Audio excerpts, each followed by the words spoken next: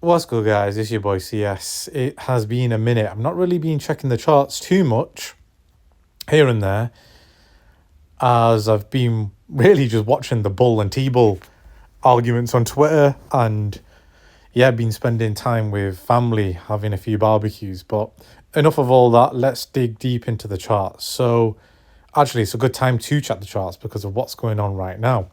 So, as you know, spider line chart first and foremost.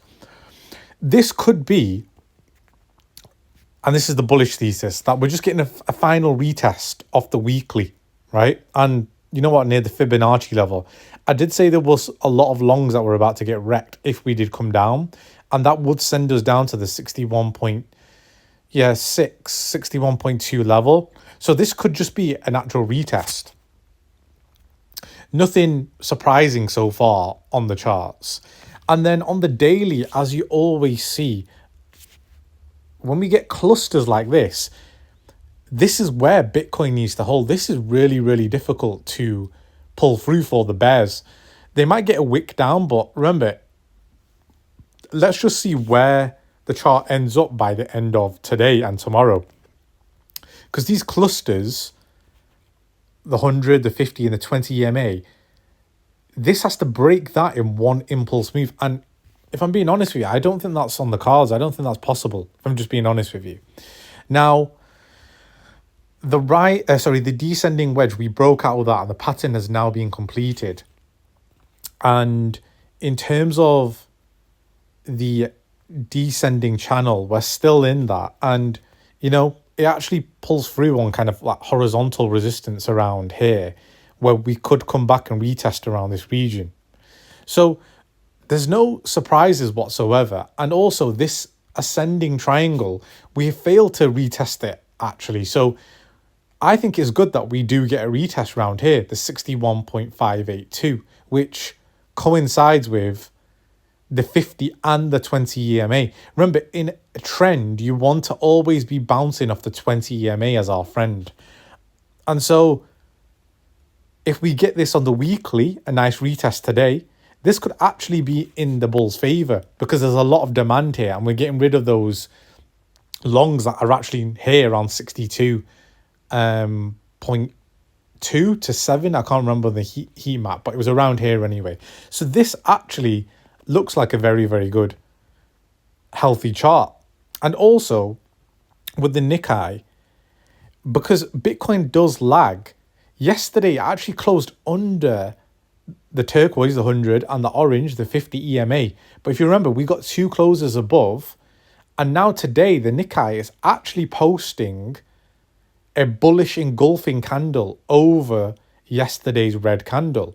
And so this is actually bullish depending on where it closes. And if we look at a few other charts, such as the Dow Jones, this is near all-time highs. And you got to remember, Bitcoin does lag a bit. It does lag a bit. And with SPX, as we know, yesterday it did get a red candle, but you know what? We're right near all-time highs. So just a little retrace down, it's not actually unhealthy. It's actually healthy. It's just a shakeout, if you want to consider it as that. And that's how I'd be viewing it, and seeing how we retest around this region here, this ascending triangle around 61.5, 61.6.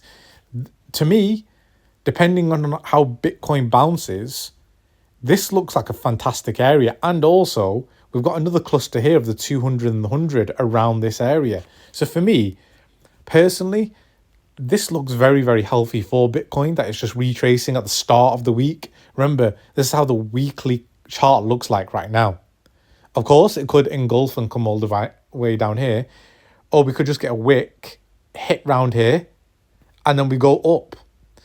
You got to remember how this chart did not look like this at the start of the week, and that chart did not look like that at the start of the week. That chart was all the way down here on a Monday or a Tuesday, if you remember correctly. So remember, we're only on Tuesday, and we're only, about 10 hours in. So it's a long, long week ahead, guys. Don't get too phased here.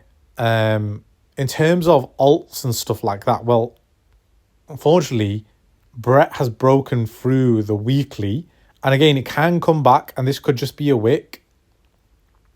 But if we look at the next kind of area, it's basically coming down here, 83.35. And if it comes all the way down here, this is where we first DCA'd in.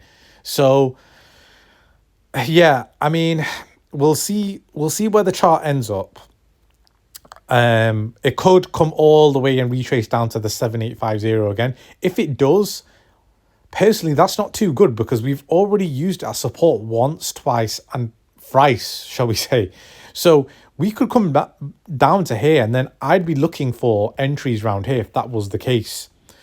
Turbo, and I keep saying to you, like, if you're not DCA'd in, this is a nice zone in here. Because if Turbo comes all the way down here, remember, historically, it's not really done anything lower than the 2.8 region. It's probably the most bullish altcoin that hasn't got slapped as bad as all the other coins, like Ponky, for instance. Ponky's also getting a slap in again. Casper's holding its weight, but also on a retrace. Wojak, unfortunately, getting a bit of a slap.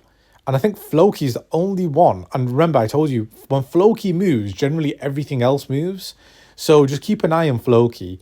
But yeah, that's just a whistle-stop tour on that. In terms of the USD, so it is retracing. We are seeing it coming back to the 5.63% level, 62% level.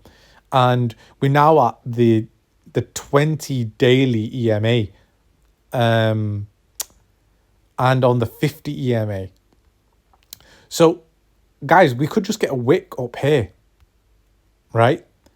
Or a wick going up here, and then we come back down.